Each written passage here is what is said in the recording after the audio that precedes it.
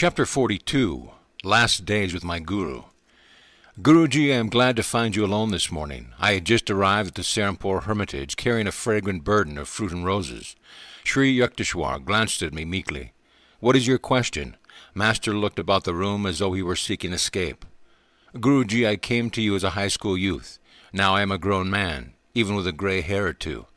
Though you have showered me with silent affection from the first hour to this, do you realize that once only, on the day of my meeting, have you ever said, I love you? I looked at him pleadingly. Master lowered his gaze. Yogananda, must I bring out in the cold realms of speech the warm sentiments best guarded by the wordless heart? Guruji, I know you love me, but my mortal ears ache to hear you say so. Be it as you wish. During my married life I often yearned for a son, to train in the yogic path. But when you came into my life I was content. In you I found my son. Two clear teardrops stood in Sri Yukteswar's eyes. Yogananda, I love you always. Your answer is my passport to heaven. I felt a weight lift from my heart, dissolved forever at his words. Often had I wondered at his silence, realizing that he was unemotional and self-contained, yet sometimes I feared I had been unsuccessful in fully satisfying him. He was a strange nature, never utterly to be known, a nature deep and still, unfathomable to the outer world, whose values he had long transcended. A few days later, when I spoke before a huge audience at Alberta Hall in Calcutta, Sri Yukteswar consented to sit beside me on the platform, with the Maharaj of Santouche and the Mayor of Calcutta. Though Master made no remark to me, I glanced at him from time to time during my address, and I thought I detected a pleased twinkle in his eyes. Then came a talk before the alumni of Serampore College. As I gazed upon my old classmates, and as they gazed on their own mad monk, tears of joy showered unashamedly. My silver-tongued professor of philosophy, Dr. Ghosh, came forward to greet me, all our past misunderstanding dissolved by the alchemist's time. A winter solstice festival was celebrated at the end of December in the Serampore hermitage. As always, Sri Yukteswar's disciples gathered from far and near. Devotional sankirtans, solos in the nectar-sweet voice of Christo Da, a feast served by young disciples, Master's profoundly moving discourse under the stars in the thronged courtyard of the ashram memories, joyous festivals of years long past. Tonight, however, there was to be a new feature. Yogananda, please address the assemblage in English. Master's eyes were twinkling as he made his doubly unusual request. Was he thinking of the shipboard predicament that had preceded my first lecture in English? I told the story to my audience of brother disciples, ending with a fervent tribute to our Guru. His omnipresent guidance was with me, not alone on the ocean steamer, I concluded, but daily throughout my 15 years in the vast and hospitable land of America. After the guests had departed, Sri Yukteswar called me to the same bedroom, where once only, after the festival of my early years, I had been permitted to sleep on his wooden bed. Tonight my Guru was sitting there quietly, a semicircle of disciples at his feet. He smiled as I quickly entered the room. Yogananda, are you now leaving for Calcutta? Please return here tomorrow. I have certain things to tell you. The next afternoon, with a few simple words of blessing, Sri Yukteswar bestowed on me the further monastic title of Paramahansa. It now formally supersedes your former title of Swami, he said, as I knelt before him. With a silent chuckle, I thought of the struggle with my American students would undergo over the pronunciation of Paramahansa. My task on earth is now finished. You must carry on.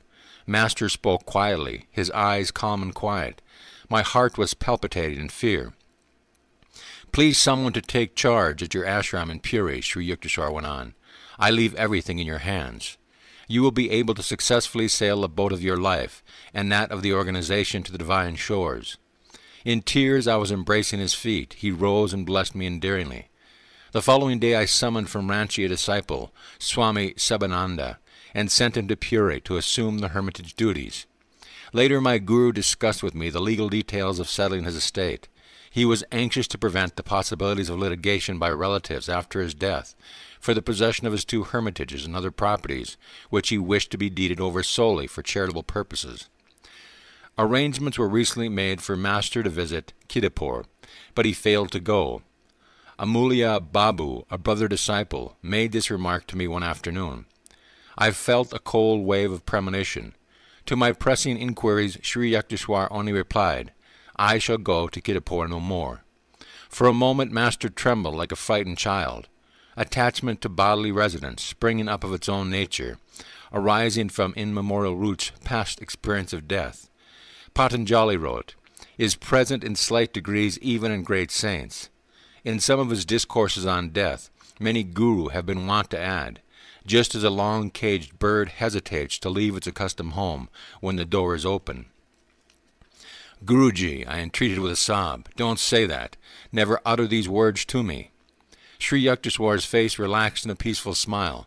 Though nearly his 81st birthday, he looked well and strong. Basking day by day in the sunshine of my Guru's love, unspoken but keenly felt, I banished from my conscious mind the various hints he had given of his approaching passing. "Sir, the Kumbh Mela is convening this month in Allahabad." I showed Master the Mela dates in the Bengali almanac. "Do you really want to go?"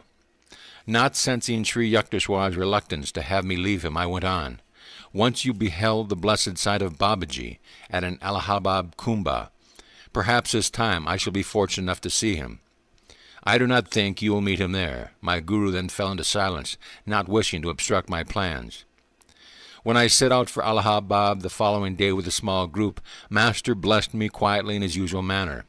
Apparently I was remaining oblivious to implications in Sri Yukteswar's attitude, because the Lord wished to spare me the experience of being forced helplessly to witness my Guru's passing. It has always happened in my life that the death of those dearly beloved by me, God has compassionately arranged that I be distant from the scene. Our party reached the Kumbh Mela on January 23, 1936. The surging crowd of nearly 2 million persons was an impressive sight, even an overwhelming one.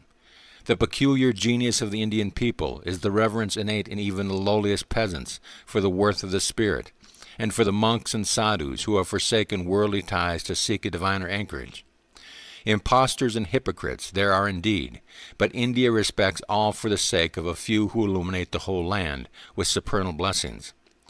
Westerners who were viewing the vast spectacle had a unique opportunity to feel the pulse of the land, the spiritual ardor to which India owes her quenchless vitality before the blows of time. The first day was spent by our group in sheer staring. Here were countless bathers dipping in the holy river for remission of sins. There we saw solemn rituals of worship. Yonder were devotional offerings being strewn at the dusty feet of saints. A turn of our heads and a line of elephants, Carpathian horses and slow-paced Rajputan camels filled by, or a quaint religious parade of naked sadhus, waving scepters of gold and silver, or flags and streamers of silk and velvet. Anchorites wearing only loincloth sat quietly in little groups, their bodies besmirched with the ashes that protect them from the heat and cold. The spiritual eye was vividly represented on their foreheads by a single spot of sandalwood paste. Shaven-headed swamis appeared by the thousands, ochre-robed and carrying their bamboo staff and begging bowl. Their faces beamed with renunciance peace as they walked about or held philosophical discussions with disciples. Here and there under the trees, around huge piles of burning logs, were picturesque sadhus, their hair braided and massed in coils on the top of their head. Some wore beards several feet in length, curled and tied in a knot. They meditated quietly or extended their hands in blessing to the passing throng beggars, maharajas on elephants, women in multicolored saris, their bangles and anklets tinkling, fakirs with thin arms held grotesquely aloft, brahmacharis carrying meditation elbow props, humble sages whose solemnity hid in inner bliss. High above the din we heard the ceaseless summons of the temple bells. On our second Mela day, my companions and I entered various ashrams and temporary huts, offering pranams to saintly personage. We received the blessing of the leader of the Giri branch of the Swami order, a thin, ascetical monk with eyes of smiling fire.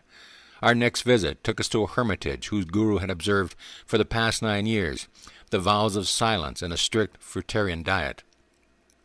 On the central dais in the ashram hall sat a blind sadhu, Pragla Chakshu, profoundly learned in the Shastras and highly revered by all sects.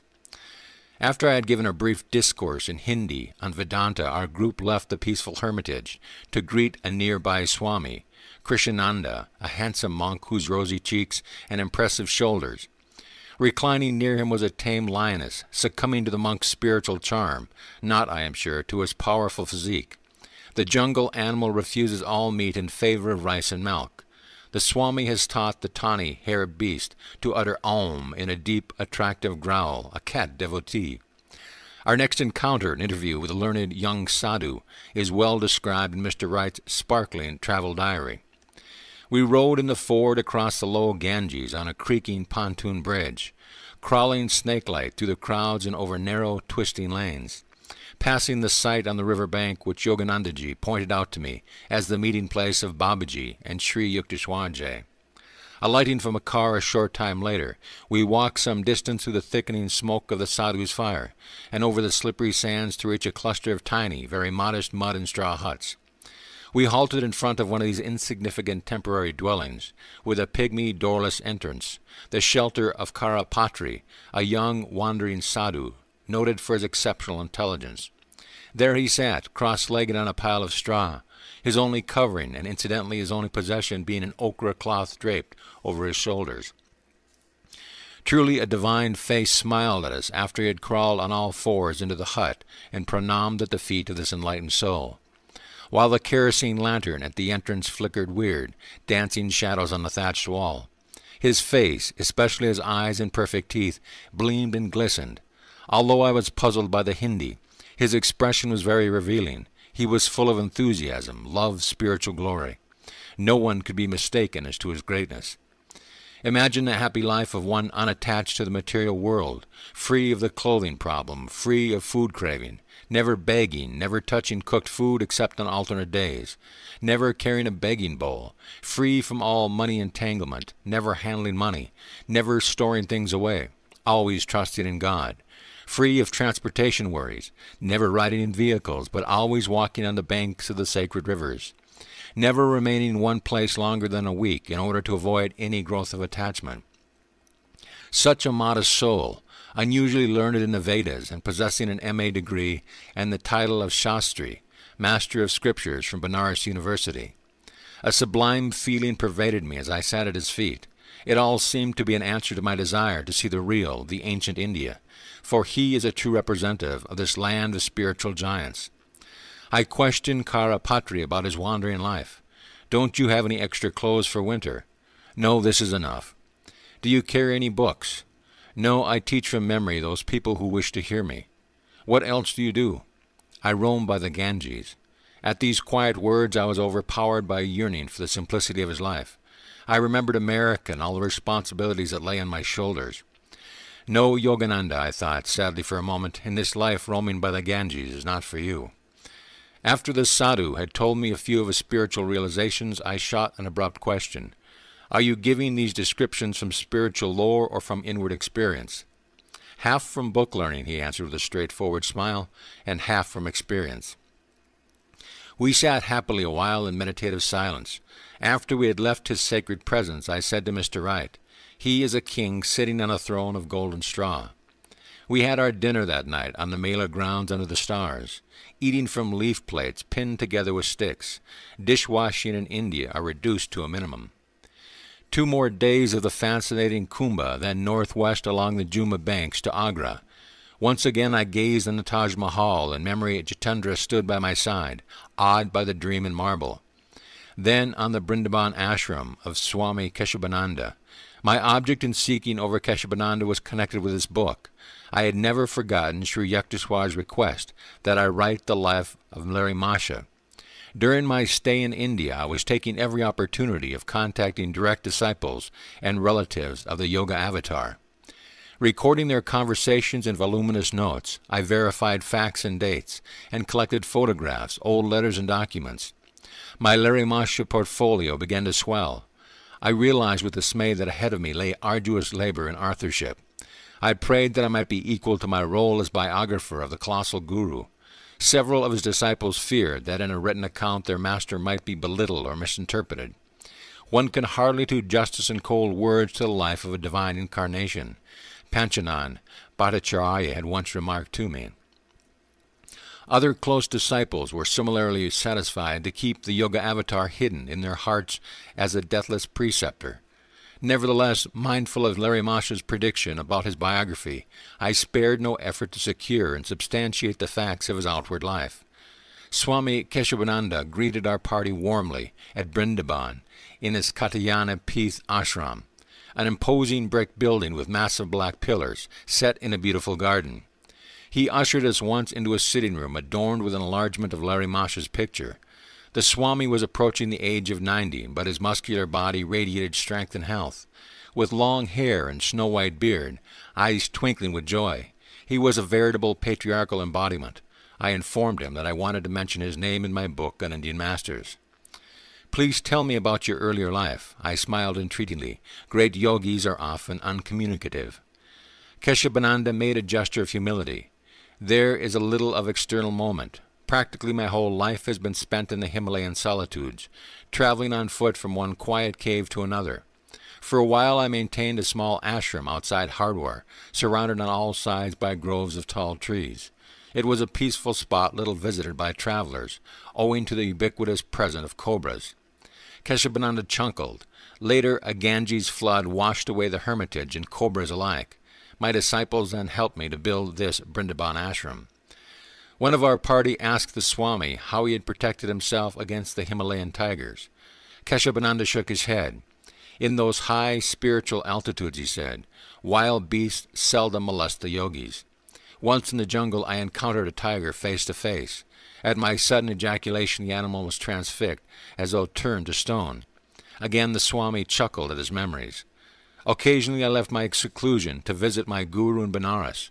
He used to joke with me over my ceaseless travel in the Himalayan wilderness.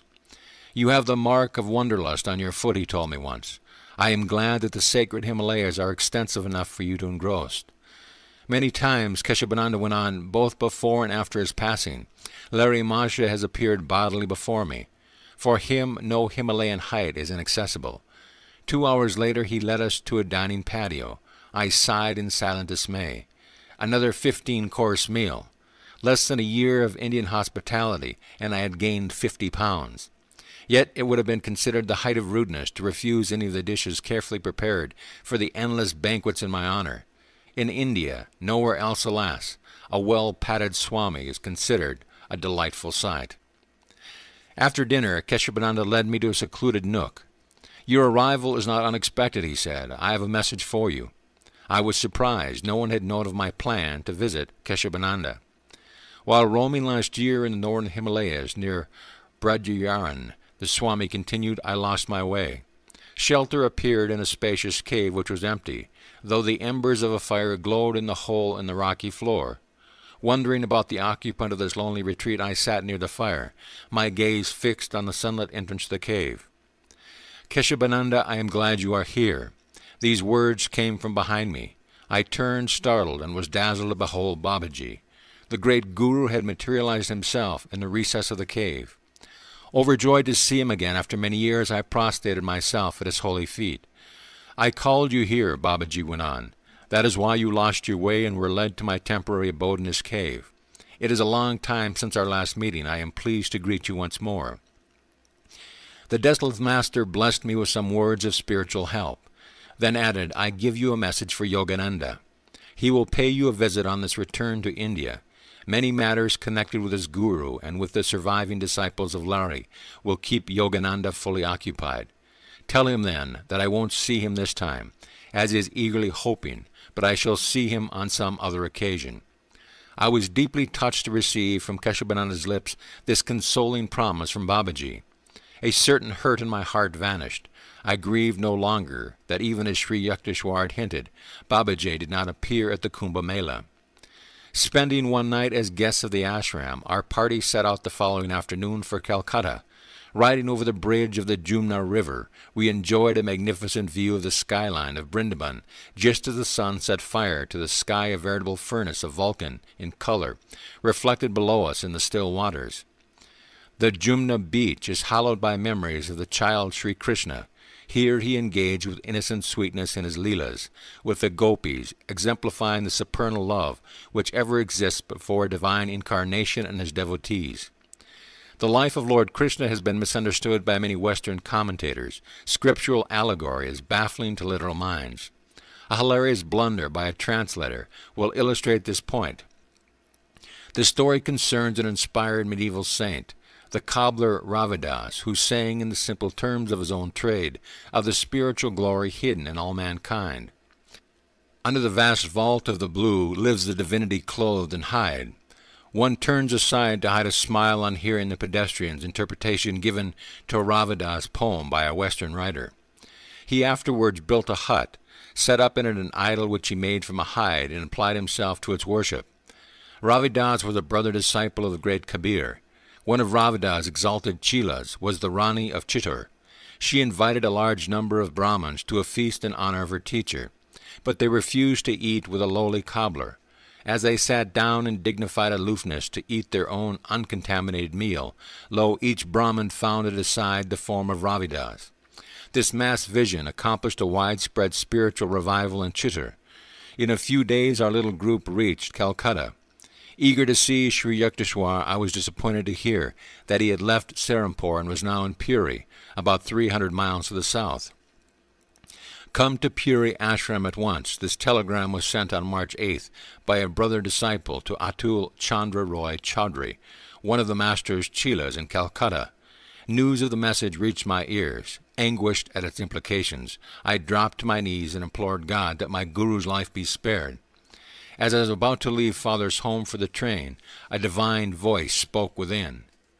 Do not go to Puri tonight. The prayer cannot be granted.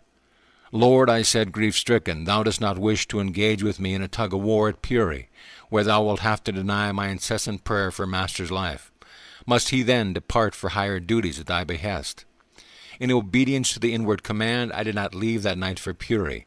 The following evening I sat out for the train. On the way at 7 o'clock, a black astral cloud suddenly covered the sky.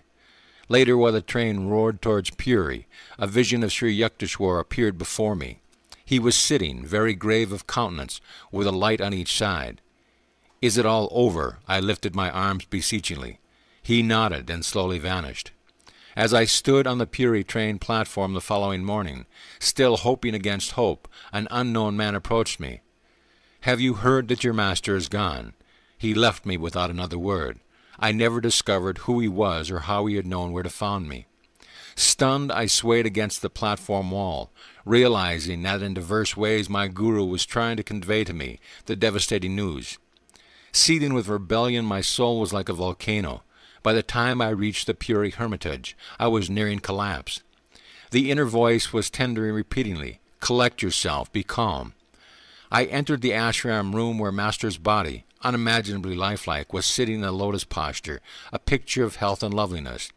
A short time before his passing, my guru had been slightly ill with fever, but before the day of his ascension into the infinite, his body had become completely well.